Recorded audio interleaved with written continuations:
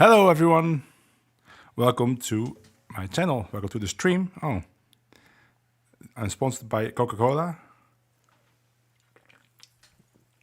So please, if anyone could tell me if the sound is okay, if you can hear me. I have the same setup as last time, so I have a vocal mic and I have a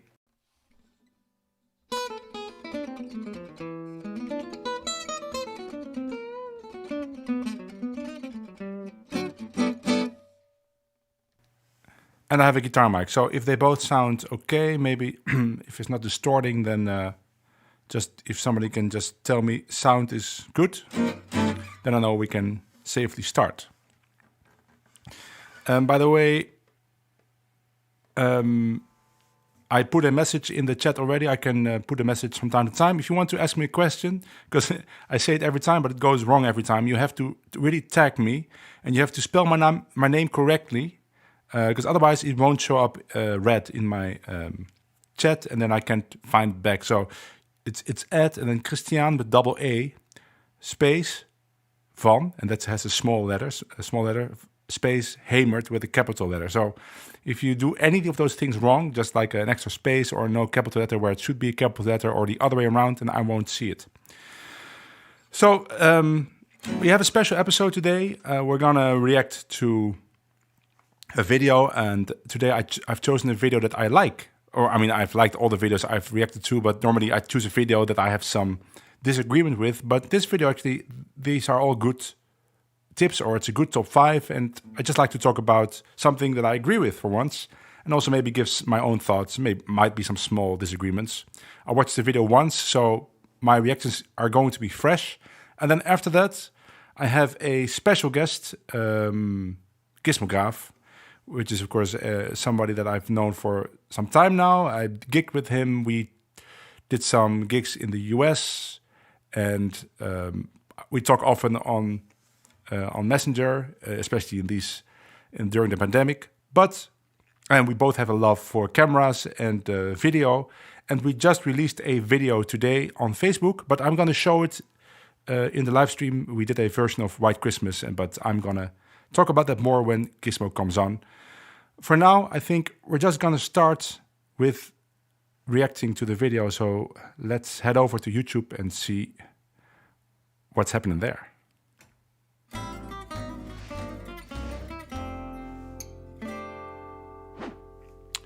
Okay.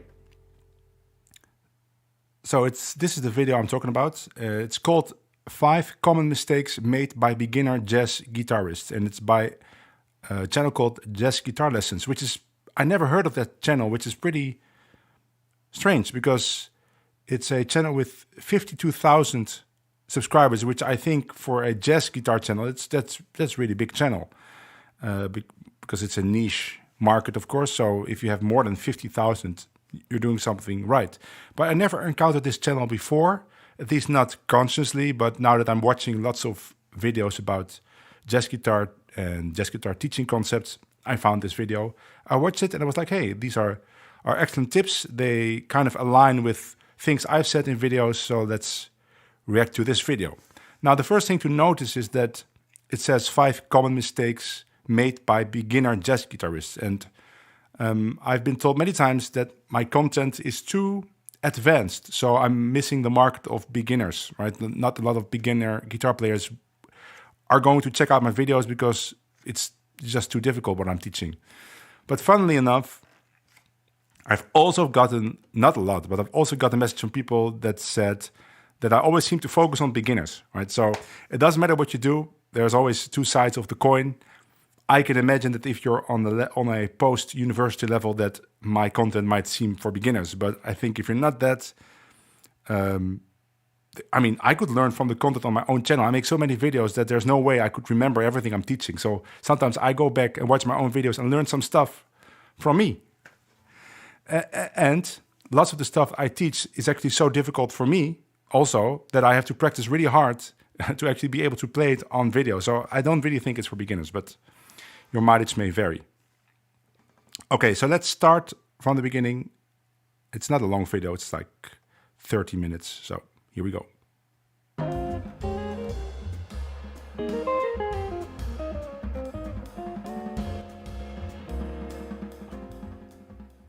Hello guys, I'm Mark from jazzguitarlessons.net and welcome to today's vlog. So I want to talk about the top 5 mistakes that prevent beginning jazz guitarists to really make progress in the world of jazz.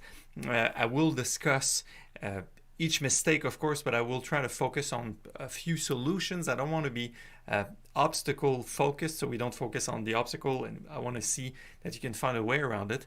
Of course, I don't claim to have all the answers because I'm still learning myself, but let's dig in and see what we can discover. You see, I like that. I like that he said that. He said, I'm not going to pretend that I have all the answers. And that's a good attitude, I think, to have in life, but especially, well, maybe not even especially, but for certain in music. And when you, I want to say especially again, but especially when you learn something or when you study jazz, there's always so much stuff that you can add to your own playing. There's so many artists that you can study. There's so many concepts that you can delve into that you're never there, right? So that this attitude of being a student yourself, I really like, and I really like that he says that in the beginning. And it's something that I should maybe say more often. I try to say it. I can tell you right now, that's the attitude I have. I'm a student myself, but I don't always say it. So I might come off sometimes like, okay, a know-it-all, but I'm not.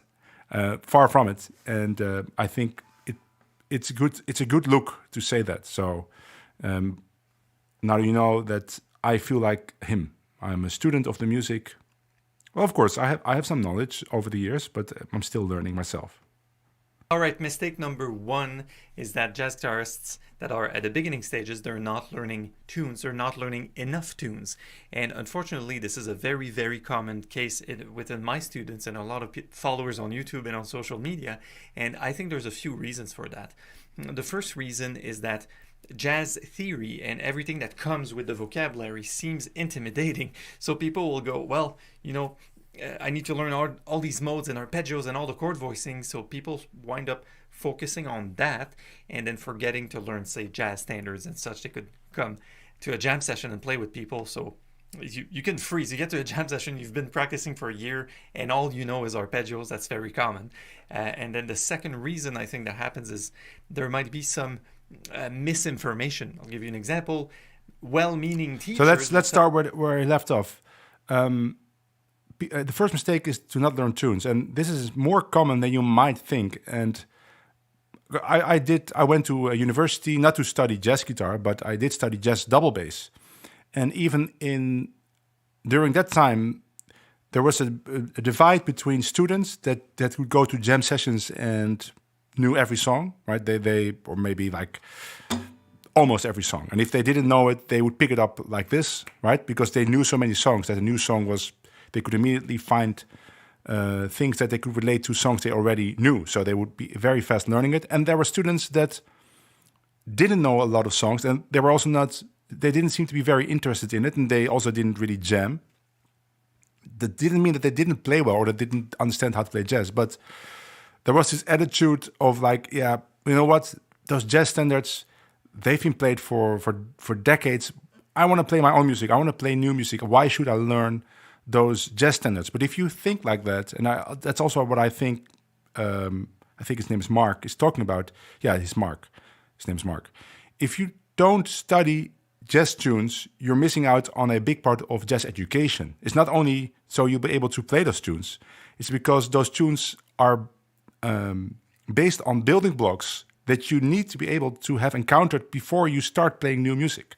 If you study a song like All the Things You Are, there are so many chord progressions or chords. Yeah, there are so many chord progressions in that tune that will help you in pretty much any other tune, right? So, and every time you learn another tune, there's always going to be something new that will help you. So, by not learning jazz tunes, you're missing out on that, and of course, you're also missing out on the fun of jamming.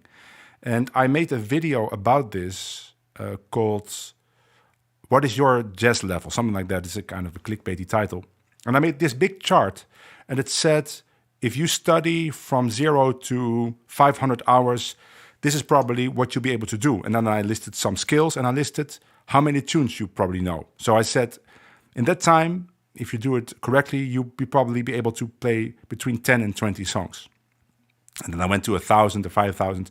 And then I went to Pro, and I wrote, okay, at this level, you probably should be able to know 100 to 150 tunes. And I got lots of criticism everywhere on YouTube, but also on forums, like, what is he talking about? 150 tunes, that's not enough.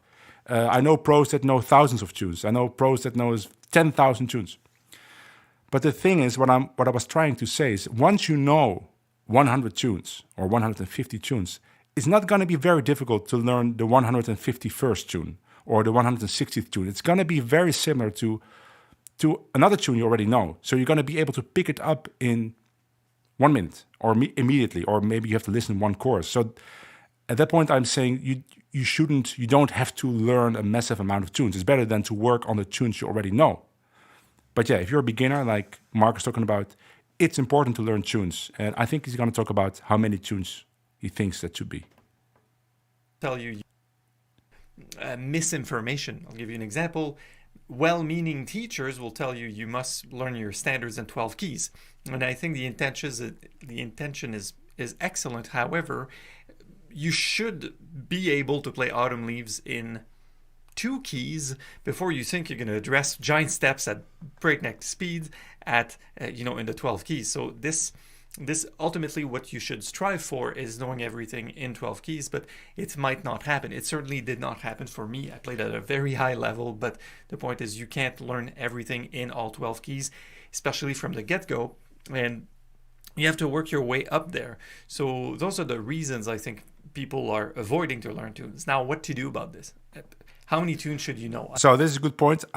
That's exactly what I'm saying. Don't waste your time learning a song in 12 keys. I've seen this advice given so many times before, and then I say, why would you do that? Why would you learn a song in 12 keys? And they say, well, it's good because then you'll be able to transpose and you'll learn some new positions on the guitar. But then my question would be, okay, in the time that you can learn a song in 12 keys, you could probably learn 10 different songs, right? Or maybe, let's say 8, or even 6. Let's go half. You could learn 6 new songs. What's more valuable, playing 1 tune in 12 keys, of which probably 10 keys you're never going to play, or learning 6 tunes, right? Each in the key that people play them in. What's more valuable? I think if you really think about it, that's an easy answer. It's going to be the 6 tunes. And then people say, yeah, but you can do both. You can learn and the 6 new tunes and learn them in all 12 keys. Yeah, but this never stops, right? Because you can then learn those 6 tunes in 12 keys, but you could also learn 36 new tunes. So at one point, you might decide to work on 12 keys, but it has no priority, because if you're going to learn 100 tunes, you're going to learn to play in all the keys anyway, with the extra benefit of having learned 100 tunes. So I never waste my time learning a tune in more keys than necessary. So for instance, like he said, when you learn Autumn Leaves, probably you're going to learn it in A minor, E minor, maybe G minor, something like that. If you learn Suited to Brown, you're going to do G, F, maybe A flat, right? But if you do a tune like Minor Swing, are you really going to learn that in F sharp minor and B minor? What are we talking about? You learn it in A minor. Maybe if you're in bluegrass circles, you might learn it in D minor, right? Because they played in D minor, but there's no point in learning it in weird keys. If you want to say, okay, yeah, but I want to be able to play well in F minor, then learn a tune in F minor, like You Don't Know What Love Is. That's in F minor, then learn that tune, right? Oh, no, I want to be able to play in E flat minor, then learn Body and Soul. Body and Soul is in E flat minor. Is it in E flat minor? No, it's in D flat, but it starts on E flat minor, right? But there are tunes in E flat minor, although I can't think of anyone right now. But that's my point, right? Just learn a new tune instead of learning the same tune in multiple keys. I think if you start to aim for about 25 standards that you know, with a few rhythm changes and blues and bossa novas in the mix, then you'll be more than enough to go to a jam session with your list. I really encourage people to keep a list that is actually written and to get to 25. So at least you get to a jam session and you're like, hey, what do you want to play? Anything on that list, dude. Just go and do it. And after you know 25, so number one, 25 is not such an intimidating number. You probably know the lyrics to more than 25 tunes already. And then after you know 25, your 26th and 27th and 28th will be much, much better easier to learn, much faster, because there's a lot of common areas within the harmony of standards and the melody. It's all the same thing that comes back around. All right, so that's it for mistake number 1. All right, Yeah. the second... So instead of writing it down, I would say just get the iReal app and then make a playlist. And in the playlist, you put your songs that you know, and you can even make several playlists with like bossa novas, ballads, and that's what I do. Right? I have just playlists with different styles or different settings. Those are the tunes I know. It also solves the learning all keys, because if it happens that I'm at a gig or a jam session and they say, yeah, we want to play There Will Never Be Another You in E, well, that's not the difficult, because one fret up. But let's say in G flat, I probably won't be able to do it on the spot. I'll make some mistakes, but then I can just take my iReal app, because I know where the problem is, right? The problem is probably the last 8 bars. It's just going to be difficult to think of that in G flat. So then I just take iReal app, say, oh, okay, it goes to B flat minor. That would be B flat minor. So and then I know it. So that also solves that problem of being able to transpose with the iReal app. So that would be my suggestion. Excellent. Number 5, let's go to the second mistake made by beginner jazz guitarists. Top mistake that beginning jazz guitarists make is not listening to the tunes that they are learning. So I noticed this while I was going through jazz school. I met players that were practicing a lot, that had a lot of talents, great ears, great technique, used the best teachers, they went to McGill or whatever, and for some reason, after a while, even after a few years, their playing didn't really improve or wasn't quite there. So for a while, I was expecting to find an answer, and then I realized oh, these guys are not connecting with the actual records. They're not listening to the stuff they're practicing, which is totally counterintuitive. It would be like, learning bluegrass or learning country on the guitar, but never listening to bluegrass or country, if you catch my drift. So I'm really all about having lots of different tastes. I have my taste myself, which I won't get into that. So I listen to all kinds of different music. But in the sense, when you want to go in the jazz direction, you have to spend a lot of time with your ears immersed in the jazz direction. You must know the lyrics. You must know some of the famous recordings. You must, really integrate the form, understand how great masters have taken these tunes and made them their own, especially old Broadway standards and stuff like that. So you must really know the intention behind the song. That's how you circumvent that obstacle from not listening. And that can only be done through putting that music on repeat. So now in the era, 21st century, I love the 21st century, Spotify, iTunes, whatever you guys use, just make playlists and have them play throughout the day. If you're doing chores, or if you're using public transportation, or while driving, or while gardening, or whatever, in the shower, put these tunes on, and you'll realize that you're humming them along and even starting to... Yeah, so this, I also agree. I might do it a little bit differently, but I think it's very important to listen to a lot of jazz, obviously, when you want to play jazz. But, so I would go a step further, or maybe that's even what he thinks, but he's not saying it. Because this is what I would call ear training. And people, I have the reputation of not being a big believer in ear training. If I say that, it's I don't believe in ear training, I mean I don't believe in the scholarly ear training that you get taught in universities or that you see in ear training videos. When I talk about useful ear training, this is what I'm talking about. Listening to the best versions of a certain tune that you like, or an album of an artist that you like, and listening intently, right? And it's a good suggestion, put it on repeat so you listen to it often. If you do that all the time, let's say you want to learn, you never played gypsy jazz and you want to learn to play gypsy jazz, right? Maybe you saw Burelli on YouTube and you say, what's this music? Then the best way to get started with that is to just buy that or order that remastered selection of Django recordings, which was done by Sami Dosa, and listen to all those albums back to back, and then for 2 months. If after you've done that, you understand if you're a musician, you understand how this music works. Of course, you have to do all the hard work. You have to learn all the tunes, the chords, and the phrases and the licks and the solos. But you have the sound of the music in your head. So when you play, you know if what you're doing makes sense, right? Because you know what it should sound like. And if it doesn't sound like those jungle recordings, then obviously there's stuff for you to learn. And that's the reason. So I think he's more saying you have to listen to jazz, you have to listen to the tunes to learn the tunes. That is true. But for me, it's even bigger than that. This is the ear training that I think is useful. Immerse yourself in the musical style or a certain musical artist that you like. Let's say you love Clifford Brown's playing. Then you should listen to lots of Clifford Brown albums.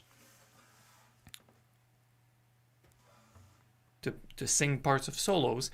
And to me, after you've done this here, that's half the battle. Wow, he points to his ears. You get to it, you look at the lead sheet, you're like, yeah, it's going to make a lot more sense. All right, so let's go for the next mistake. All right, let's talk about the third mistake. I think beginning jazz guitarists do have. Can you have a mistake? Anyways, not working on time. You will notice that if you go to jam sessions or if you've been around colleges and stuff, jazz guitarists are notorious for having bad time, and there's a few theories, ways to explain why this is. Number one, we're trying to make the changes in the next scale, so we're so caught up in the materials of it and the grammar and the syntax of the theory of it that we sort of, we're wondering about that. Everything else falls apart, including the time. That might be why. Also, players might not have that formative experience of sitting, besides a drummer and a bass player, and just playing a simple blues swing or something that's really swinging, ting, chick, ding. If you do this all night for like 5 nights a week, you will learn to swing. Your time will get better. Well, so I think this is I would have put this maybe even on number one, but like not working on your time is a common thing that happens to a lot of amateurs, and the reason is that it's just not so much fun to work on it, right? It's much more fun to learn a tune or learn this lick or learn a scale. It seems more something that you could start doing at 12, and then at 12:30 you've gotten somewhere. And when you practice time, it's gonna take time, and I'm not talking about a day or a week or a year, but it's gonna take years to get to a level where you never have problems with time. Because timing is one of the most difficult things to master. I think actually for every instrument, but he's right, especially for guitar players. And I've noticed this myself, right? When I went from violin to guitar, my timing made a step backwards. Of course, I could hear it, but there was something with the instrument and the technique of it, and especially the gypsy jazz picking technique, which has all these changes between sweeping, double downs, and alternate picking, that it's very easy to start rushing. That's usually what people mean by having bad time. As like, I never heard like, oh, he's too laid back. Might happen, but very rarely. So how do you solve time issues? I made many videos about that, so look it up. But he says here, if you play 5 nights a week with a rhythm section, just a swinging rhythm section, your time will improve, no doubt. But that's a situation that you probably will not find yourself in anytime soon, not even when there's no pandemic. It is just going to be very difficult, because then you have to be on stage with other people that do have good time. And okay, so the way I improve my time on guitar is to realize that 80% of what I'm playing is swing eighth notes, right? You're never going to play, or usually when you play jazz guitar or gypsy jazz guitar, it's not going to sound like this. Let me switch to the guitar microphone. It's not going to sound like this.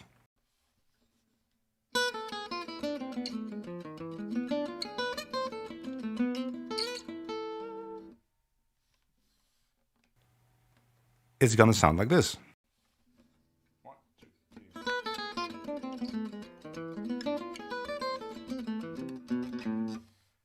There's going to be this swing feel. Now, the thing to realize is, okay, that is a long note and a short note. That long, short, long, short, long, short, long. How long the long note is and how short the short note is, that differs per person. I like to play a really heavy swing feel, like an early Django. That's the sound I like. But there's also plenty of more modern guitar players that play with that feel, like Barry Green plays like that, and it sounds great. Realize that that eighth note pattern should be consistent. Doesn't matter what you do, sweeping, alternate, double down, sweeping up. I don't do that, but let's say it should always be long, short, long, short, long, short. Now you can see the problem is, of course, that if you start sweeping, it's very easy to only play, to make the long note just a little bit shorter and the short note even shorter. So you start brushing. So by focusing on that aspect of your playing, say, okay, I need to make my eighth notes all swing in the same way as the previous two eighth notes, and you start working on your lines that have difficulties like that, that's the way to solve it. So, and I have a system for that, a metronome system. I'm not going to explain it here, but look up videos about how to solve time. I will link a video like that in the description after this video is live. I think it might already be there. Look for metronome system. Let's go on. Better, right? And a lot of times we're sort of left to our own devices when we're playing in combos, say, where there's no piano, we start to comp, we play the right chords, all in the wrong places. So here are a few remedies. We can remedy to this by, instead of being launched in the stratosphere on our own, trying to go Pat Metheny style comping, go back to the basics of comping, like say Freddie Green, with just a bunch of quarter notes, or even gypsy jazz style, where you have a clear recurring rhythm that you can lock in with. Okay, so he mentions gypsy jazz and Freddie Green. I do both styles. For instance, for the White Christmas video, which I'm going to show in a minute, I play the Freddie Green style, stuff like...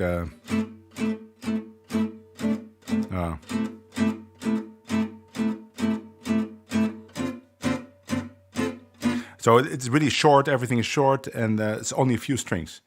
And the gypsy jazz is of course more like...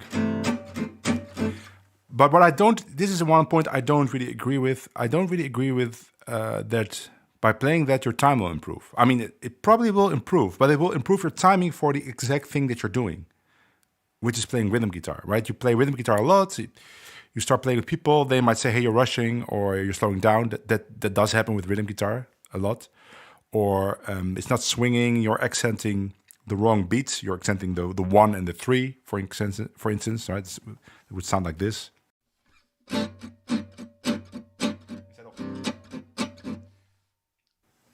So your rhythm will start improving, but not your timing for solo. Really, it doesn't, because like I just said, like the timing for solo is based on swinging eighth notes. And the timing for rhythm guitar players is based on having a consistent tempo and having a nice sounding swing by accenting beat 2 and beat 4. Now, what might happen, and that is what I think what he might be referring to, when you play with a good rhythm section, you might hear the drummer, if you play with drummer, play those swing eighth notes all the time. Ding, ding, ding, ding, ding, ding, ding. You might hear that, right? Or you might hear the piano comp his chords on the one end, right? And you hear that short. So you might pick it up there, but that's much harder than a way to improve your time than just actually work on your eighth note consistency. Also, one thing that's been really helpful, and I've done this with actually the Barry Galbraith Comping Series book, with the written bass lines. You can have bass lines from recordings, and we're talking about bass lines that are almost exclusively quarter notes, and you can learn them and play along with, say, Ray Brown and stuff like that, and you'll be like, oh, this is the meaning of swing. So doing this is ways to connect to your time, and I'm not talking about like subdividing triplets and whatever. I have plenty of time exercises that I give my private students, but I will get into that in a further video. All right, mistake number 4. That is fun to do, by the way. I would recommend Monty Alexander, Ray Brown, Herb Ellis. It's called Triple Treat, and start playing rhythm guitar with that group. That's a lot of fun. I'm not sure it's going to improve your timing for solo, but it's definitely going to improve your timing as a rhythm guitar player, and it's a lot of fun to do. 4 that jazz guitarists do, or beginning jazz guitarists have, is not considering the musical situation. Like, think of it, I took a note on my computer.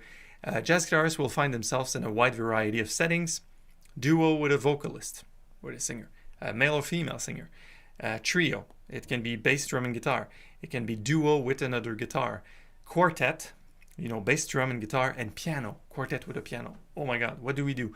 Big band, etc. So oftentimes you'll hear beginning and intermediate guitarists even not take full advantage of the register they are in. And I've noticed this through going to school myself, and I've done it.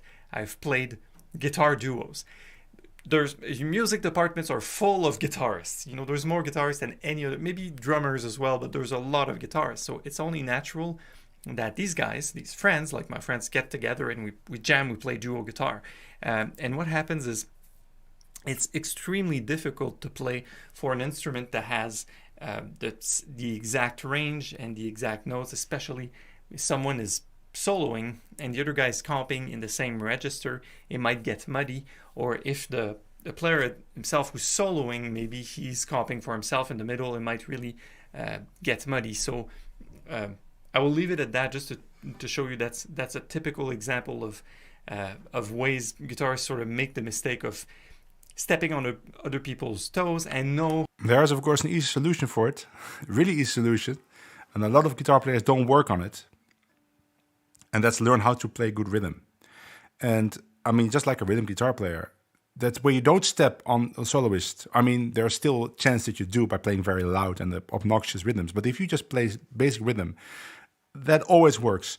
And of course, a gypsy jazz guitar, you're gonna start with that. But even on archtop, I can't take it now because I don't have a microphone for the amp. If you work on your rhythm on archtop, you can make it sound pretty good. It's not gonna be as good as on a gypsy jazz guitar, but it's gonna sound pretty good. And I don't think anyone would object if you start playing rhythm like that, right? It's just so comfortable to play on for a solo player. Now, if you in a modern jazz setting, you might maybe start off with some sparser comping. Let's say you play.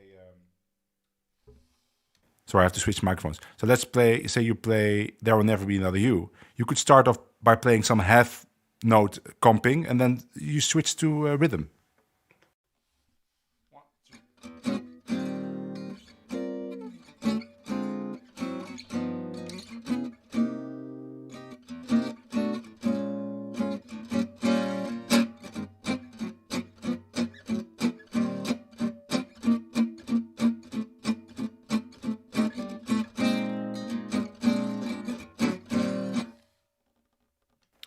Like that, and you learn that stuff really by practicing gypsy jazz rhythm guitar. So that is an easy solution. So this might not be as relevant if you're a gypsy jazz player, but if you are a modern jazz guitar player, I think my audience is like 60-40, 60% gypsy jazz players, 40% more modern players. Just work on your rhythm. Work on both gypsy jazz rhythm, and I have lots of videos about that, so check out my channel, and work more on the Freddie Green style rhythms. Oh, I'm sorry. What happened here? Okay.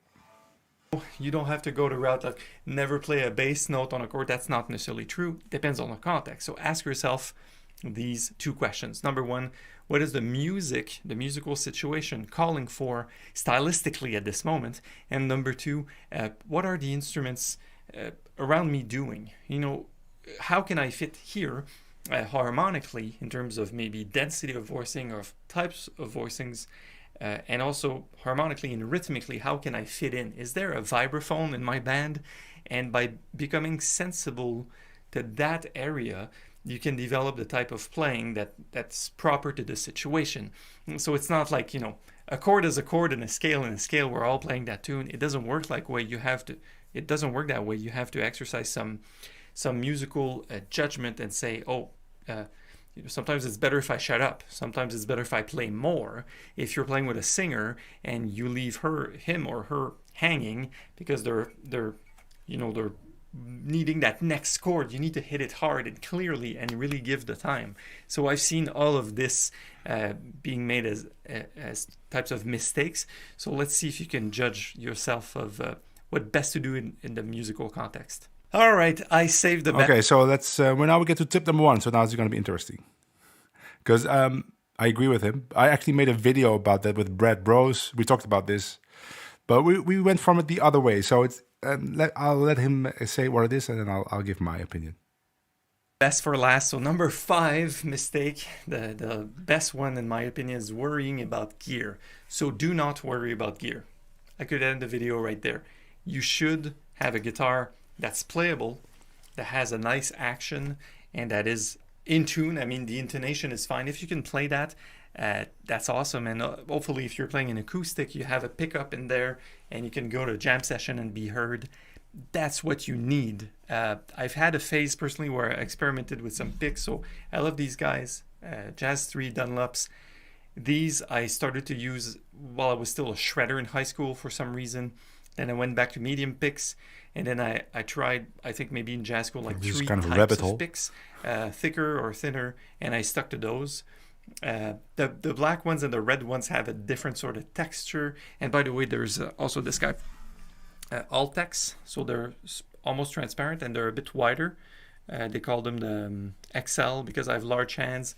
I figured it would work. I tried it last year, it doesn't work. So you see, I get back to my favorite. So spend a little bit of time figuring out what guitar you like, what pick you like, but then leave it at that.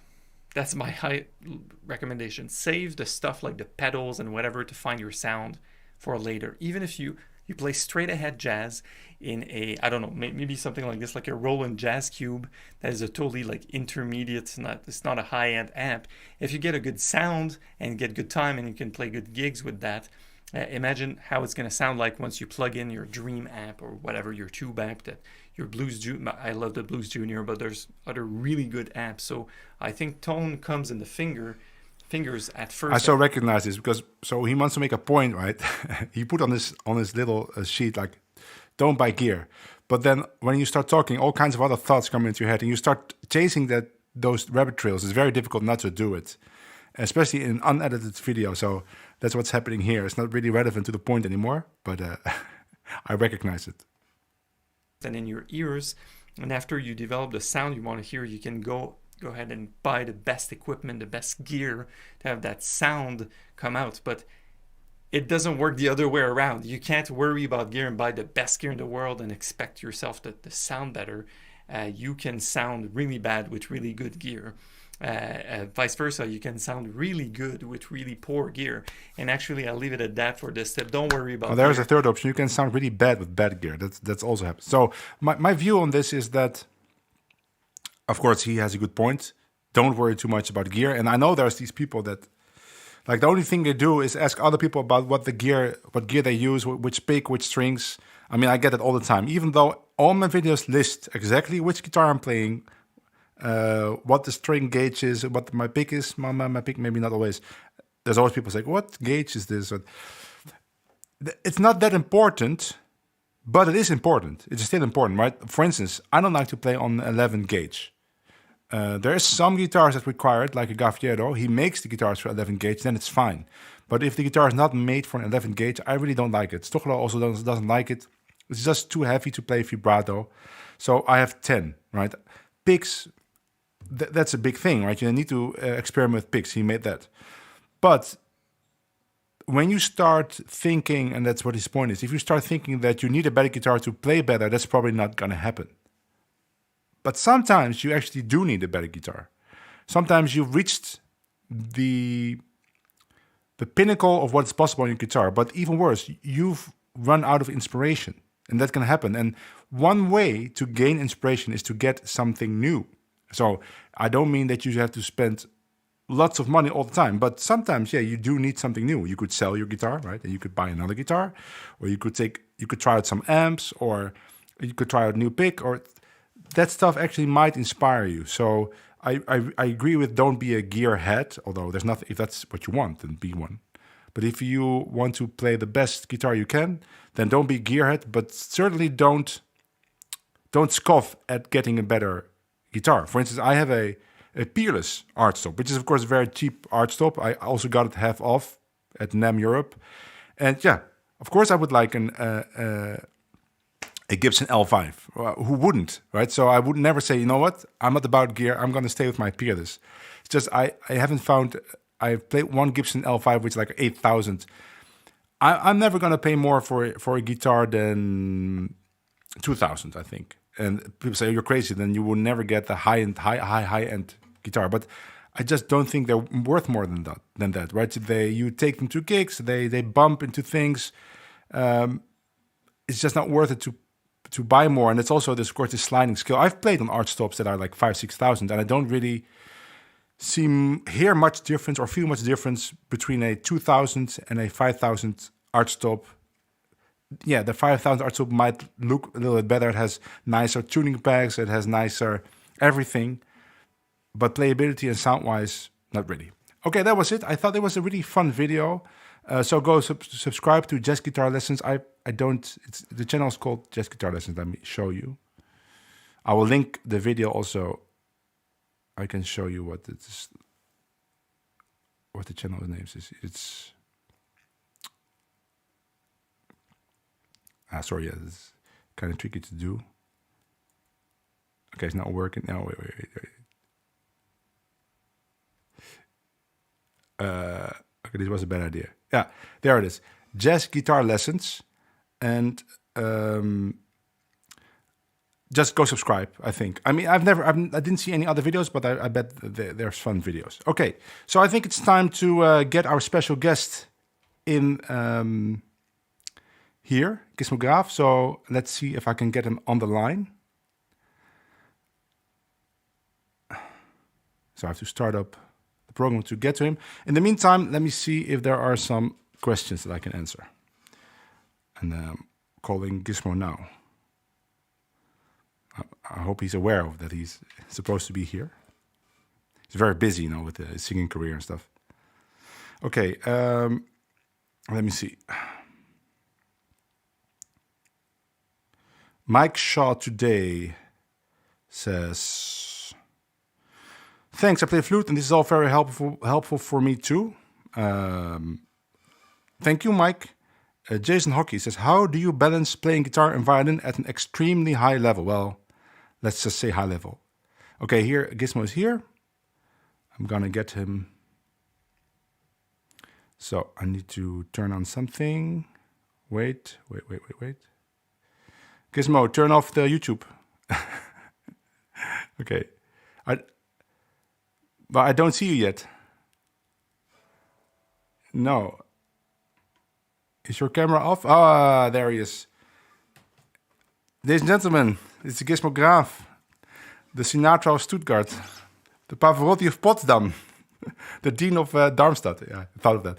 So, Gismo, how are you doing? Yeah? Yeah, thanks. You like it? Do you agree with me? Yeah? Good, because otherwise I would call someone else. Okay. For the people that are not familiar with Gismo Graf is one of the world's best gypsy jazz guitar players, and I know that he's not gonna like that I said that, but it's really the truth. And I've played with Stocholo and all the guys. Gismo is right there on that level, and also a good friend and very funny guy, and a singer, which nobody knew, but you discovered yourself during the pandemic. We made a couple of videos where you were singing. And today we released White Christmas. So I thought it'd be fun. We just released it like 1 hour ago on Facebook, but I bet there's a lot of people watching that are not... so people cannot hear you. Why is that? Okay. No. I can hear you. Let's see if I can solve that. That is something we didn't think of. I think I can solve that. Hopefully. He says hopefully. Okay, but he didn't say a lot. He didn't say much, people. So I'm gonna go to my mixer. I'm gonna go to my mixer. I'm gonna fix this. Hold on, guys. Damn, it's like this is the one thing we didn't count on. Okay. So yeah. Okay. Yes, keep making sound. Okay, good. And then I'll go here, and this. Say something? No, wait, almost. Maybe if I do... Okay. Say something? No. It's not working. Oh my God. I'm doing it correctly, right? What I'm doing wrong? Help. Maybe if I do this... Yeah. The thing is, I can hear you. Oh, wait, say something? No. No, we're not going to translate. I'm just going to fix this. No, it's not your fault, man. It's like my fault. Okay, I should do this. Can you say something? No. Oh. Yeah. Oh, wait. Okay, maybe this is it. This is my last option. I had it working with Alexander Tripodi last time, so I don't understand why. Say something? No. Oh, no, man. Oh.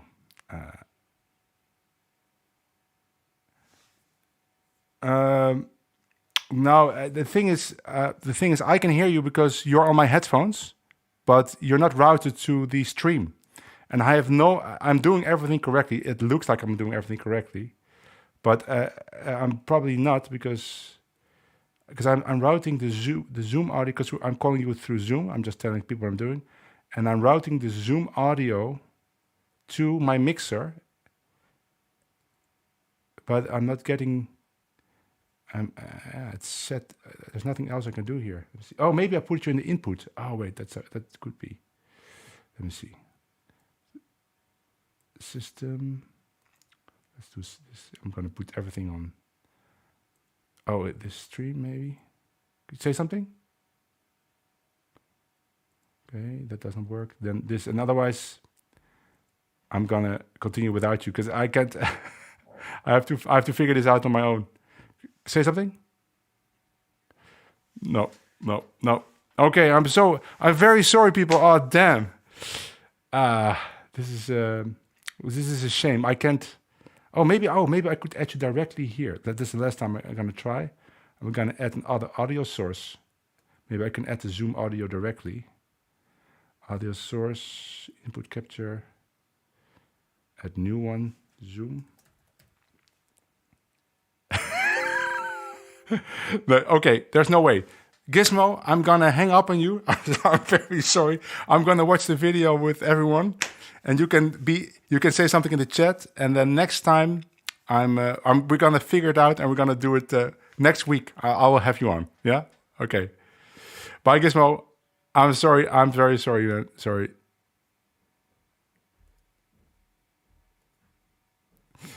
Oh, that is a real shame.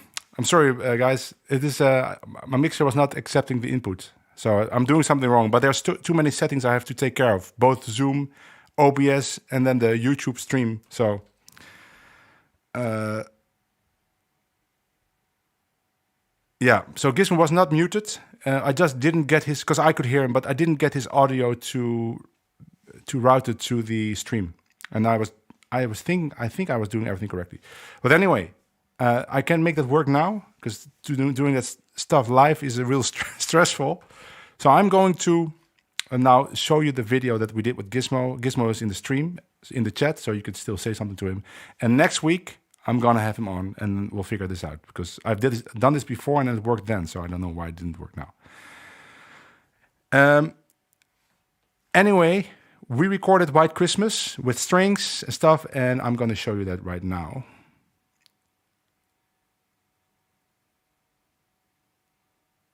Here we go.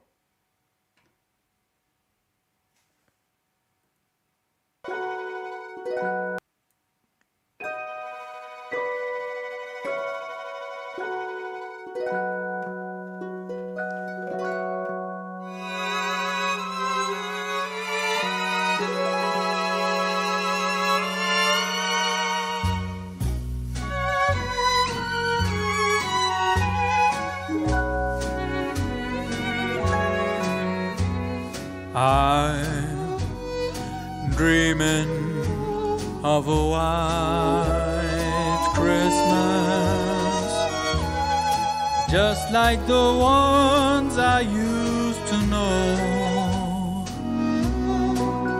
where the treetops glisten and children listen to hear sleigh bells in the snow.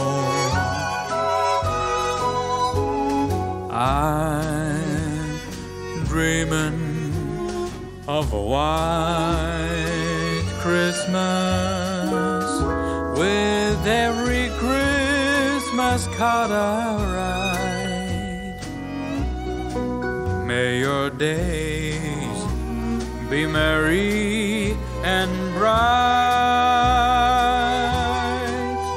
and may all your Christmases be white.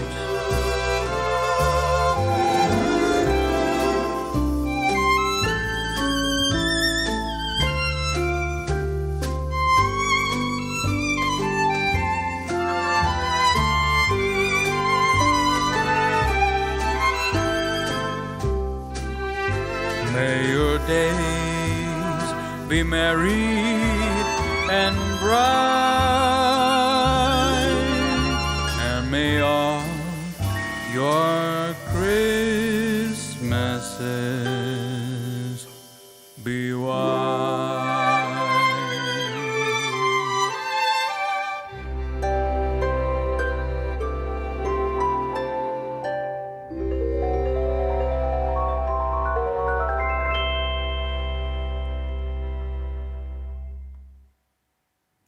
Merry Christmas, everyone, in these challenging times. Yeah, I hope you like that. I saw somebody talk about Dean Martin. Yes, this is the arrangement made by Gus Levine for Dean Martin.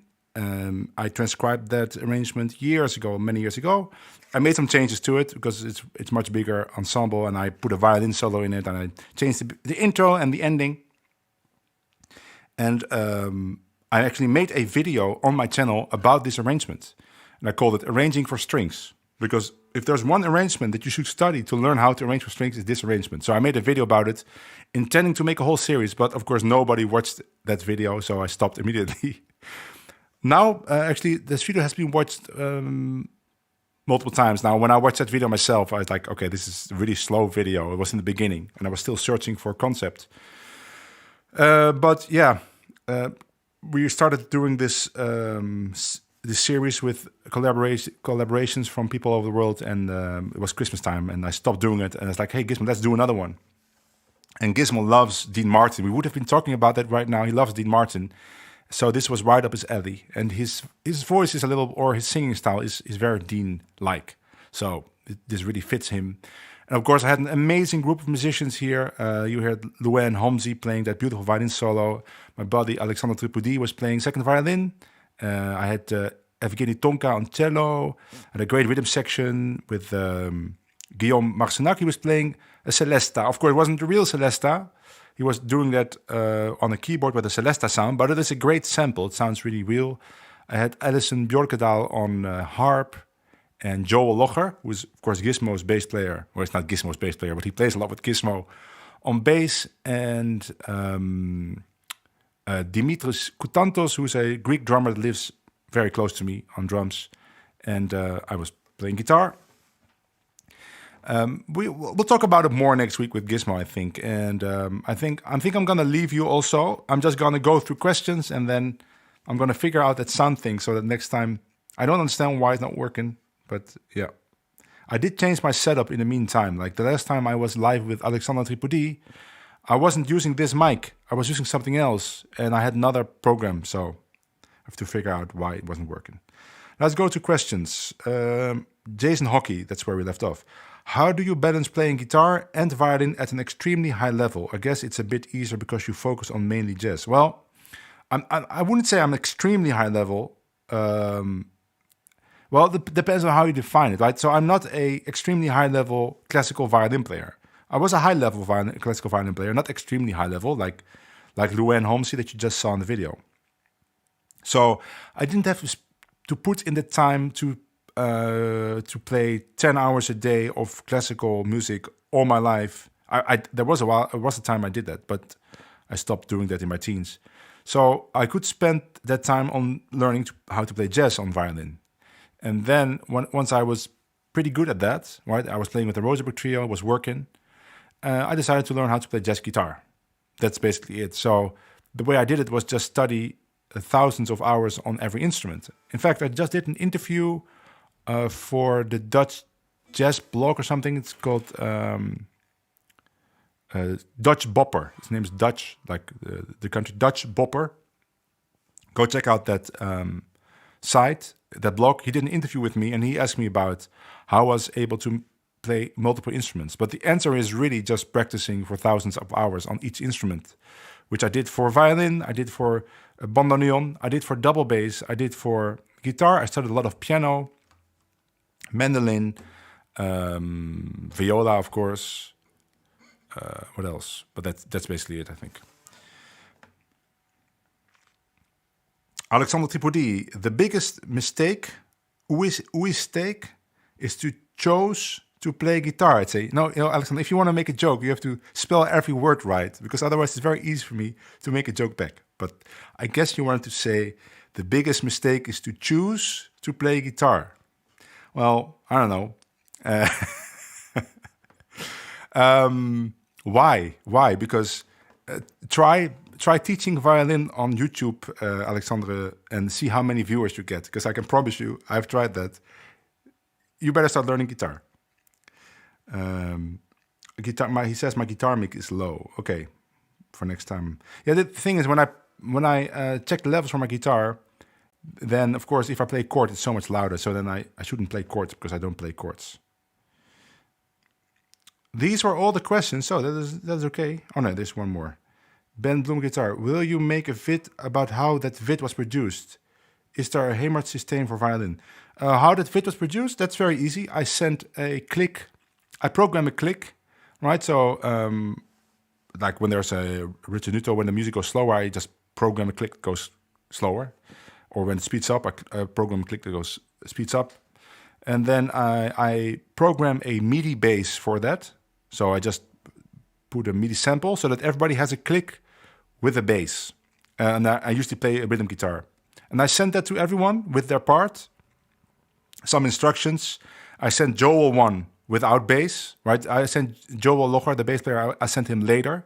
Once I've got, for instance, the Celesta and the strings, I sent him one without bass, but with a click. And then everybody sends me his or her recording, and I line them up. And then, I mix it. I put some reverb and some compression. That's basically it. And then, and everybody sends me the video of them playing it. And then I edit the video. It's not that difficult. I mean, you need good players, but it's not magic. Love the reaction, Robert Pisani with a super chat. Thank you so much, Robert Pisani. Love the reaction videos you've been doing, Christian. Keep up the good work and looking forward to hearing from Gismo next time. Yeah, me too. Thank you so much, Robert Pisano. I'm getting great feedback on the reaction videos. I didn't expect that, but people really like it. Actually, I could have expected it because I like watching reaction videos as well, right? I like watching reaction videos to new gear, right? Or like the new, they react to news about anything. I like reaction videos, so it's to be expected. And yeah, I feel very bad that Gismo made this. We had the tryout, actually. We tried out to see if the connection worked. But I didn't check to see if his sound is actually reaching the stream. I didn't think of checking that, so I feel very bad. And we're gonna fix this real soon. So I'm so sorry, Gismo. I'm so sorry. Also because I mean his family was also watching, right? Because I saw his sister in the chat, so I feel even worse. What is the best guitar you played? The best guitar I played. Oh, that's a good question. You know, I made several top 10 guitars. So if it's a gypsy jazz guitar, the best guitar I ever played, there's a couple of in contention, but I think you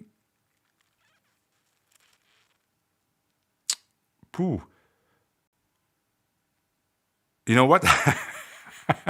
I'm drawing a blank now. What is the name of the number one? If somebody's watching and knows my number, I mean, he's a friend of mine. This is Dutch, but just his name's on the tip of my tongue. I forgot his name now. Okay, I forgot, but go watch my top 10 guitars. That is the best gypsy jazz guitar I ever played. And every guitar that he made, now I feel very bad that I forgot his name as well, is good. And some were actually bought, after the video, some people bought his guitars. The thing is, though, he doesn't make any more gypsy jazz guitars because he's now only making mandolins. And so I think he might have sold out. Oh yeah, Thijs, that's it. Thijs van der Harst. Nee, niet Thijs van der Harst. No, that's the bandoneon player. Now I'm... what's his last name, Jackie? I can't think of it, because actually I knew it was Thijs, but I couldn't think of his last name. But his name, he's Dutch, and he makes great guitars. And my top, arch top, would be... probably that Gibson L5 that I played last year at a very high-end guitar store here in the Netherlands. And there was a Gibson L5 which I really, really liked. But it was like 8,000. It's like incredible amount for a guitar would I never pay for a guitar. Like either Gibson has to give me one, which they will never do. So I would probably never own a Gibson L5. I really like that one. And then the second best one... probably a Benedetto. I played a Benedetto last year. I was at NAMM in Los Angeles, and I went to the Benedetto stand, and I played a couple of the Benedetto guitars, and I ended up there actually demoing the Benedetto guitar during a jam, and that was a great guitar. So I love Benedetto guitars. Oh, Jackie says that I was right. It is Thijs van der Harst, but isn't that a bandoneon player? Okay, but then his name is Thijs van der Harst. So if you ever find a guitar by him, I would really urge you to try it out. Those are great instruments. So thank you all. Again, my apologies for the mishap with Gismo. I'm going to fix it. I'm going to look into it right now. And I'll be back with Gismo this Sunday, somewhere this week. I promise I'm going to do the Gismo interview. And then probably we might have more views on the Facebook thing, on the Facebook White Christmas thing, and we can talk about that. So I'm going to end the stream with what I always do, with an ad for my book. There's not many books left, by the way. There's new ones are being printed, but if you want a book and you're in Europe, you will see the address to get it in the ad or in the US, but there's not many left. So if you want one quickly, then react fast. Thank you all, and see you next time.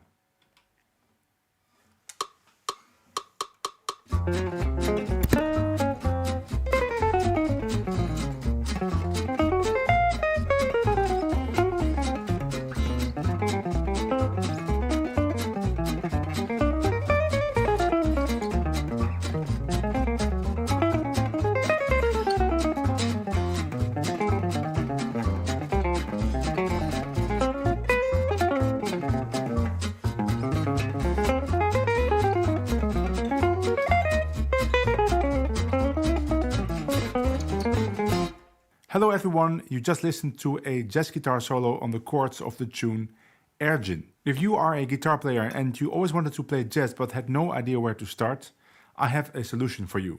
I just released a book called The Van Hemert System, which describes the system I used myself to learn how to improvise, like you just heard. The methodology is completely based on learning a couple of shapes across the guitar neck that will enable you to improvise on every jazz standard you can think of. Of course, it's gonna take a while to become proficient at playing those shapes and how to apply them, but you don't have to learn anything else. No music theory, no scales, no arpeggios, no fretboard identification, no ear training, just learning those shapes and how to apply them.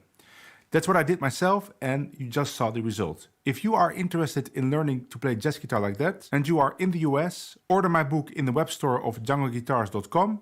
And if you are in Europe, send a mail to this email address. Bye!